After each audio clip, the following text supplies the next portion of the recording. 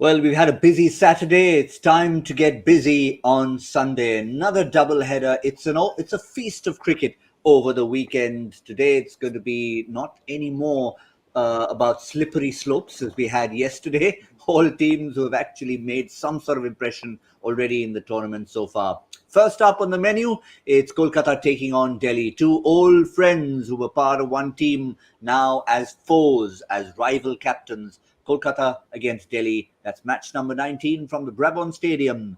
And in the evening, the action shifts by about 400 meters down Marine Drive to the Wankhede Stadium. It's the brightest team in every sense of the word. Rajasthan taking on the newcomers Lucknow, who have also made an early impression in the tournament. Here we are on Cricbuzz Live. We'll look ahead to everything. We'll analyze everything, have lots and lots of fun and plenty of conversation. I'm joined from two ends of the earth. It's wonderful. I was trying to calculate the miles if we had to get that between all three of us. But from one end, Lisa Sthalekar. From the other, Michael Vaughan. There's quite a gulf between you two.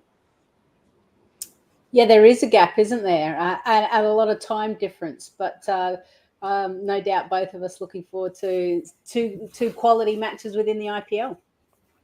Michael, that's the beauty of this tournament, isn't it? I mean, it's the dressing rooms are full of different cultures coming together, a bit like Cricbuzz Live today.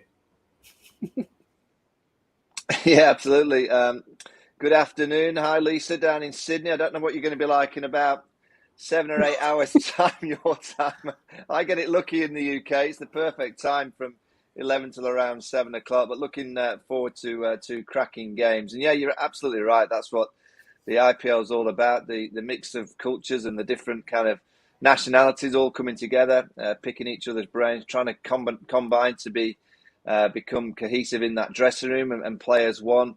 And you see it happen so often. And I think that's probably the story of the last few years of all these leagues around the world, of how from our teammates. And I guess old players like me sometimes get a bit frustrated when they're all shaking hands in the morning of an Ashes test match, but they're teammates, so you've just got to accept that. Well, we've got a couple of friends who will be leading, or who actually walked out for the toss moments ago. Shreyas, Iyer, Rishabh Pant. Interesting dynamics between them. I'll come to both of you on that, Lisa. They were together in one franchise. Shreyas was the captain. Along comes an injury. Rishabh Pant takes over, does decently well. By the time he comes back, job's taken, and off he goes to a new franchise. Yeah, it was interesting how it all happened, because they invested in Shreyas quite at a young age, gave him his opportunities, gave him the leadership. I thought he did really well. I mean, he got Delhi to those final positions, and you felt that he was a long-term prospect for them. So I was really, really surprised that Delhi didn't retain him. But I think it's a massive coup for Kolkata. Yeah, you can see all the facts and figures about him. That's where the timeline was. And just first impressions, Michael. A lot of new captains, obviously. New teams means new captains. But let's just talk about the two out there right now in the afternoon. Rishabh Pant's sort of settling into the job, hates pre-match interviews, and Shreyas Iyer, more the veteran almost, but still very new to the job.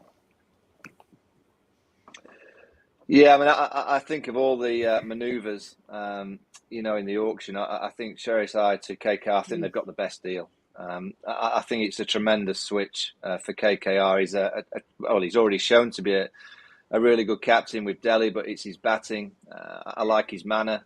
I think he knows how to control people, which is a lot of what captaincy is all about. Rishabh's very at that infancy stage. You're never quite sure what you're going to get from Rishabh Pant. We haven't seen the best of him yet as the captain. We haven't seen the best of him yet with the bat in hand. And I think from looking from outside, the best way for Rishabh to captain is to go and be the flamboyant player that he is. He can't play within himself. He's got to play ultra aggressive. That's the style of player that he is. And I think if he can get to that level of performance, all the players around him will follow suit. If he goes in his shell slightly to try and play responsibly because he is now the captain, I don't think he'll get the best out of his team. I think he's got to go for it with the bat in hand, and I think the rest of the side will follow suit. It's a bit like the conversation we had about Ravindra Jadeja. We've had lots of chats about that, and he's sort of also playing well within himself. But Lisa, the dynamics, punter, he's not the kind of guy who let Rishabh just off the hook. I mean, he will notice this. If he said, Rishabh, you've got to be exactly who you are. Yeah, and I still remember, I think it was last year or maybe the year before, when Ricky Ponting was doing an interview and Rishabh came up behind him and he was kind of having a bit of a joke and mucking around. Like, you still want that element, but I'm sure Rishabh, as a young skipper now, is going, well, how much do I need to pull my head in and be the mature senior leader? Or, can I still be that innocent, have fun, play with some freedom? And the numbers, obviously, before captaining, amazing. The strike rate, 151, that's what we all loved about him. And the conversion rate as well, 12 to 1, 50s and 100s. Since then, hasn't been as good. Average is the same, because I think there's an element where he thinks, okay, I'm the leader, I need to stay there, I need to perform well, I need to lead by example. But by doing that, he's eating up more balls, which isn't his style of cricket. Though I do also think he's trying to figure out, how quickly can I go? How much longer is the game? Do I need to play all these rash shots? Because I do get crucified as well sometimes when I get out playing silly shots. Yeah, well, it will be interesting to see if, as the tournament goes on, how they evolve as captains.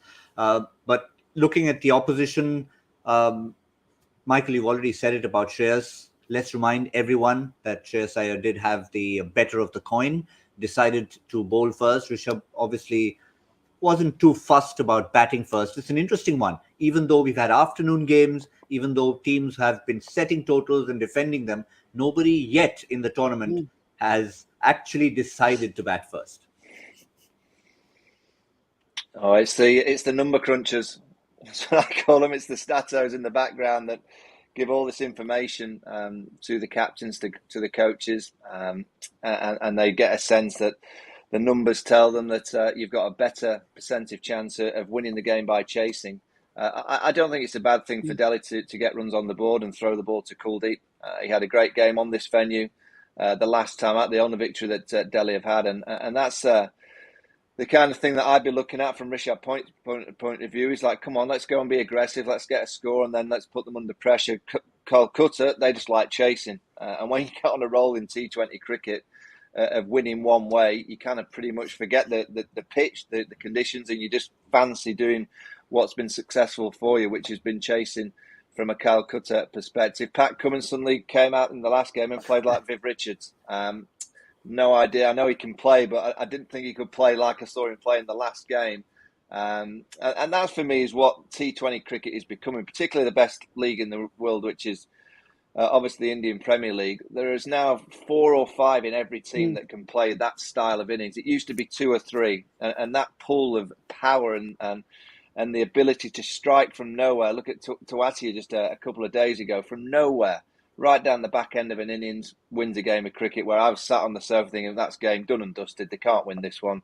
3 sixes later, it's game all over. And that's what T20 cricket is becoming. And the best league in the world has 5 or 6 players that can produce that kind of innings. But the flip side of that is we've had a few bowlers who have got a little bit of treatment, shall we say. Daniel Sams, of course, at the receiving end of Pat Cummins. Odean Smith wasn't very happy the other night. And the third player, Lisa, was Anrik Nokia. So much was built up about him. Once he gets into that Delhi side, they're going to look very different. Warner's coming in, Nokia's coming in. 2.2 overs for 36. 2 no balls. You're off, mate. And in fact, today he's off from the 11. Yeah, it's interesting, isn't it? The fact that you expected the pace and what he was able to do in the last few years with Delhi, with him and Kagiso Rabada, that like those two were just formidable. You take one away, and him coming back in, obviously a little bit later than the rest, he did not hit the ground running, unlike a Pat Cummins for Kolkata. So I don't mind that they've rested him, or dropped him. Sometimes you need to do that. They need to understand where they are in the pecking order, and if their performances aren't up to scratch, then it's sorry, you're on the bench. And that's what we love about this IPL, that these big stars that are normally first selected in most other teams, may not be selected because of combination of overseas players as well. So I've got no issue with it. He'll come back. Don't worry. He's a quality bowler. To be fair, Michael, he hadn't had much competitive cricket, so maybe they just pushed him in too early, just because we've paid the big bucks. I mean, forget the big bucks. He is our big name. We've retained him, so let's get him in there. So I guess he needs a bit of time to get settled in. Yeah, look, it's the nature of the IPL. It's pressurised, and if you have a bad outing, there's a very likely chance, no matter who you are, you might be on the bench for that next game, and you have to sit out a couple to get your mind and your skill levels back to the standard of what people would expect. It very much reminds me of the IPL of a Pep Guardiola football manager system, that if you have one bad outing for Pep, you're off. If you have one bad 45 minutes, he just whips you off, and that's pretty much what the IPL is, particularly for the overseas players. The overseas players are under a lot of pressure. You're expected to deliver on a regular basis, and if you don't, you're generally carrying drinks or mixing drinks for a game or two to try and get your mentality back. That's why it's such a hard league to play in, and we always love the skills and the tight finishes, but we mustn't forget of how much pressure individuals are under. Yes, it's a collective team, but some of these players are under a huge amount of pressure, and they know that if they fail to deliver, not only could they be on the bench, but in time they may not get a contract, and that's what all the players are after. Yeah, and sometimes it's not even about having a bad outing. It's just about trying to fit a certain number of overseas players in. Kolkata have been grappling with that. Who is their ideal combination? Because Russell, Narayan, they're sort of permanent fixtures in the team. Now that Cummins has come in, he's a third permanent fixture. So who's your number 4? Do you go with Sam Billings, the keeper, or do you go with Tim Southee as the second overseas fast bowler? They've gone with the former Lisa again, and they've stuck to that combination from their last game. So Billings keeps. And one of the reasons we discussed yesterday on the show was that probably the lack of form of Nitish Rana and Ajinkya Rahane, they just want a bit of backup with Billings' solidity.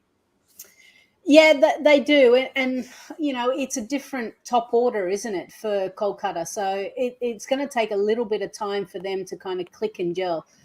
Interesting to note that Ajinkya actually has really struggled opening the batting. Probably the last few years, his average and strike rate is one of the least compared to the rest. But however, he does love playing against Delhi. I think he averages around 66 and strike rate of 135. So maybe this is the perfect game where he just kick-starts what he can do. I mean, he's got some starts, but he's got to go a lot bigger. And Nitish Rana, he seems to do this to us every year, doesn't he? He has these kind of really dry spells, and then he comes back and goes bang. And actually, normally when he moves from the top order to opening, he actually performs really well. So they've got a few options, Kolkata, as they move forward. But I don't have an issue with them sticking to this, given they're number 1 at the moment, and things aren't quite clicking just yet, which is good signs for Kolkata. Just staying, Michael, with Billings for a moment. I mean, he's not the kind of guy who's a permanent fixture in any side. He's always there. He's a great guy around the dressing room, but finding a few consecutive games for Kolkata will be a rarity for him as well. Yeah, again, it's an opportunity. He's done okay. I think what you've just said there about the person, Sam Billings is a great kid. And to have him around any team, you look at most leagues around the world, you look at England, actually, in England in the last few years in white ball cricket, he scored a nice 100 against Australia, but he's been pretty much in every squad because he's a utility player. He can bat in 3 or 4 different positions. He obviously can keep. He's a brilliant fielder. Oops, sorry. I'll just get my back in. Dropped another catch, no surprise there. You said it, Bonnie. Yeah, don't worry. I don't worry, Lisa. That's a given when I drop a cat. I drop many in my playing days. He's just one of those characters that when you're building a team, of course you need your X Factor players and your flamboyant, and you kind of pick 3 or 4 that you think can consistently win your games. But around the kind of culture of a dressing room, you need really good people. And Sam Billings is probably right up there with the top of the tree in terms of being a great person around. So if he's not in the, I think I've always said to Sam, don't be so nice when they drop you, because I know you're great to be around, but you don't have to be great all the time, particularly when they're saying to you, you're not playing. Try and be a little bit nasty, be a bit more in the face and ask them questions, why aren't they in the side? And that's why he gets in most kind of franchise tournaments. That's why England keep him around most squads. But this is another opportunity, and if he does well, he'll stay in the side a lot longer and maybe more than he expected. But he'll need a couple of decent performances in the next couple of games, I think. Yeah, I remember being around the auction at the time when Kolkata had Sheldon Jackson. It was already day 2. There were murmurs around that, look, you guys have got a decent squad. You've got the captain in place, but where's your keeper? Where's your main keeper? I mean, the Indian blokes love Sheldon Jackson, but he can't be your number one keeper, surely. And then there was a little battle with him and Glenn Phillips, with Billings and Phillips. And they really wanted someone who, as Michael said, would be a good guy around the dressing room. But how can they get a little bit more out of him, at least with bat in hand? Or do you think this solid position is good for him? Oh, I think, Sam, there was whispers that he might go to the top of the order. I haven't seen him go out first that often. You look at his average there of 24, that's okay. I think that strike rate needs to be higher. In that engine room that he's coming in, generally, he's got to be taking the game onto the opposition. He's seen his team home with a couple of, 20-odd not outs, which is fine. But I think the KKR way under McCullum and co is to be really aggressive, be ultra aggressive. And I look at someone at the top of the order in Ajinkya Rahane, who I think he's the kind of player that likes to give himself a few balls to get in and give himself a chance. And I think this KKR model is you've got to go for it. And I just wonder whether Ajinkya's struggling with going from pretty much ball one, and he likes to give himself 2 or 3 overs and then start to manipulate the gaps more so. This model will be, if you're going out first and inside those first 6 overs in particular, you've got to go for it. They'll be really giving them a target to try and achieve over 50 inside the first 6 on a regular basis, if not more. You only have to look at Pat Cummins in the last game. He could have quite easily played the old school way just to get his team over the line. They just went for it, because that's the models that KKR are going to play. So that strike rate of Sam Billings of 124, I think that needs to be a bit higher. You also look at the fact that Shubman Gill wasn't retained by Kolkata, and it was heavily down to his strike rate. That was the issue, and now he's gone to Gujarat and he's striking at that 140 mark, which is what no doubt Baz McCullum would have wanted at Kolkata. So, yeah, they've got a few things to figure out. Who else could open with Venkatesh Iyer? Yeah, we were almost trying to have a germ of an idea to form 11 that would be called "Why Did We Let Him Go 11?" And I think now that Lisa, you've mentioned that, we can start building that 11 as we go forward. Shubman Gill will definitely be in there, and there'll be a few other players. Yuzvendra Chahal for sure. We've seen, especially when he plays against his old mates. So we'll start building that for the moment. But at the moment, this contest is going to be about 2 guys when Delhi come out to bat, Lisa, who have been very good in the power play. Umesh Yadav with ball in hand and Prithvi Shaw with bat in hand. So that itself will be a spicy battle. Yeah, Prithvi Shaw, you look at the numbers and you look at all the openers within the league, and he's actually got the best strike rate. I think it's around 170. So, and then you go Umesh Yadav, who is so dynamic as well. With the ball in hand in the power play, 51 wickets. He's only 2 shy from who is actually the leading wicket taker within the power play, but he's 2 shy away from him, whoever he is. I can't think of his name. Obviously very important. So it's going to be an absolute mouthwatering prospect for these guys, simply because one guy's in form. In the sense that I reckon Umesh Yadav is playing some of his best cricket. They probably didn't expect to get so much out of him. Prithvi Shaw has given them a little bit, but I reckon he's still got a little bit more in the tank as well. And he's having to compensate, at least in the last game, for David Warner. Nokia had an off day in terms of being hit all over the place. Warner played a strange old innings, a bit like Ishan Kishan last night. You didn't recognize. That cannot be David Warner. Yeah, someone like David Warner's been travelling the globe. He's been in Pakistan, and he goes back to Sydney for a week or so. Then he gets on a plane, goes to India. So it might be that you have to give David Warner 2 or 3 games just to get into his groove. I think it's going to be particularly against Sunil Narayan. He's got a good record against Narayan. And if Warner can play for 6 to 8 overs, I think it starts to question the tactical side of when they bowl Narayan, because they'll probably not want to bowl him up front because of Warner's expertise against him. But if they get Warner out quickly, Narayan can pretty much bowl whenever. He can have success against David Warner, of course he can, because he's a wonderful bowler. But they'll try and hide Narayan away from David Warner because he's had a decent record against him. Yeah, that's the kind of matchups we keep talking about. Warner versus Narayan. Will that happen? Of course, Prithvi Shaw versus Umesh Yadav. But certainly the fact that they've had the opportunity to chase Lisa is going to give them a little bit. But the rest of the bowling attack, they went to Rafiq Salam in the previous game and they've stuck with him. Lisa, we were wondering whether or not Shivam Mavi will come back in, and it's a different discussion for another day about Mavi in out. But for a youngster like Rafiq Salam, he got a good rap from Pat Cummins saying, look, a youngster come in, moves the ball both ways. So I think that'll really give his confidence a lot.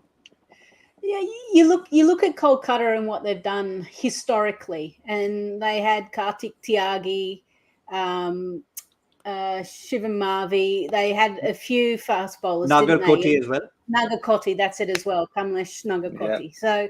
So, they've had some really good youngsters that have come through the ranks, and they've kept with them and they've tried to nurture them. They got them to a point where, everyone was really excited. So I'm glad they're doing the same again.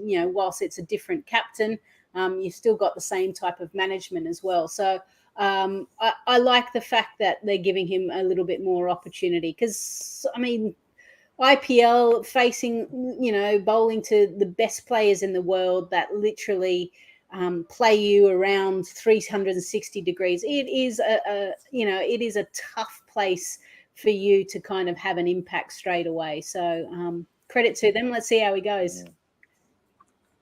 The other name that we're going to see a lot of on the score sheet, no matter what happens in the game, will be Yadav. There's 3 of them in the match.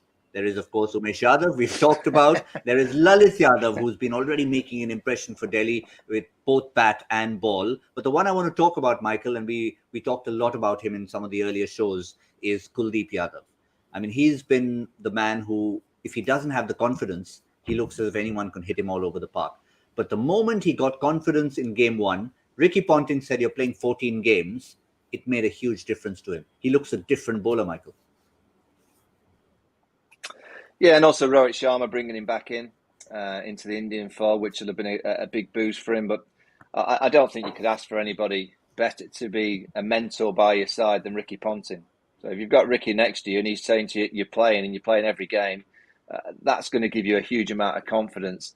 He clearly is that kind of character. Everyone's a different person and a different character, and it's how you kind of manage the different personalities to get the best out of them. And clearly Kuldeep is that kind of character. He needs a bit of warmth, a bit of loving, probably the arm around the shoulder on a regular basis, which is him, and that's probably what Indian cricket needs to realise, is that is him. He needs that kind of management around him.